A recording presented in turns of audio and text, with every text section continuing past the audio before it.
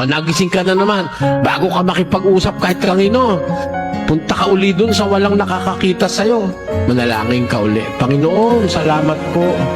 Iniligtas mo kami sa magdamag. Maraming pwedeng mangyari sa magdamag eh. Sa ngayong umagang ito, nakikiusap po ako uli sa iyo. Ako po'y maghahanap buhay. Papasok sa eskwela ang aking mga anak. Maiiwang mag-isa ang aking asawa. Sana po, samahan mo kaming lahat saan man kami po maroon. Iligtas mo po kami sa masasamang tao.